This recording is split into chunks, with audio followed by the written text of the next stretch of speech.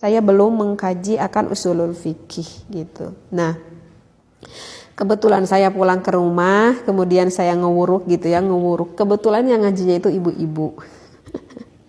Waktu itu saya tuh ngaji kitab Ukudulijen.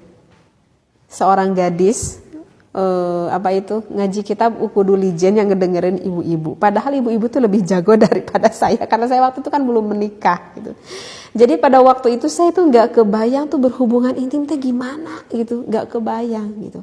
Nah, saya tuh keingetan di dalam Ukudulijen itu ada referensi yang mengatakan bahwa seorang suami itu jika melihat kemaluan ataupun melihat vagina ataupun farji istrinya itu maka hukumnya adalah makruh. Nah, saya kan bacakan itu ya di dalam kitab Ukudulijen tersebut.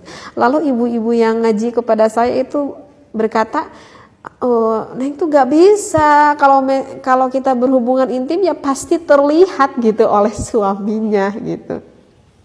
Dan saya berkata kekeh gitu kepada ibunya, tapi ini keterangannya di dalam Ukudulijen Bu, makruh loh Bu gitu saya. Si ibu itu mengkekehkan gitu bahwa tetap gak bisa, bakal kelihatan. Maka saya juga kekeh dengan referensi yang saya bacakan itu. Dan kesalahannya itu ada di saya karena pada waktu itu saya belum mengaji usulul fikih. Nah, setelah mengaji sedikit tentang usulul fikih itu jadi saya tersenyum sendiri gitu ya. Aduh, kata saya gitu ya. Jadi makruh gak suami itu melihat akan kemaluan istrinya? Jika ada kebutuhan ya maka enggak jadi makruh gitu kalau ada kebutuhan. Kan ketika suami mau menggauli istrinya itu kan karena ada kebutuhan kan.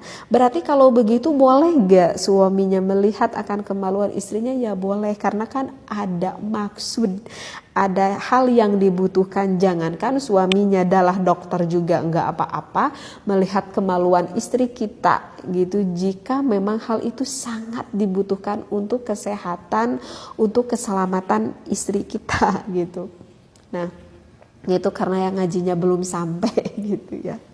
Nah, jadi keterangan apa yang sudah saya bacakan ini juga jangan langsung ditelan bulat begitu ya.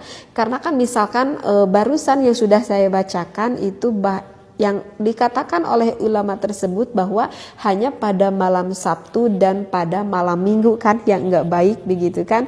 Ya kalau misalkan pada malam Sabtu suaminya berhubungan intim pada malam Minggu sehingga jadi tuh anak pada malam Sabtu ataupun pada malam Minggu, maka barusan kan dikatakan ada yang menjadi pencuri ataupun yang gelap hatinya seperti itu.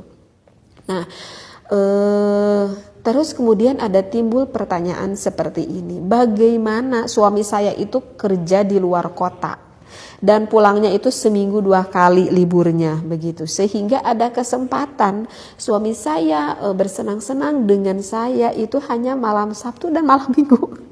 Sedangkan saya mengkaji kitab Fathul Izar ini malam Sabtu dan malam Minggu itu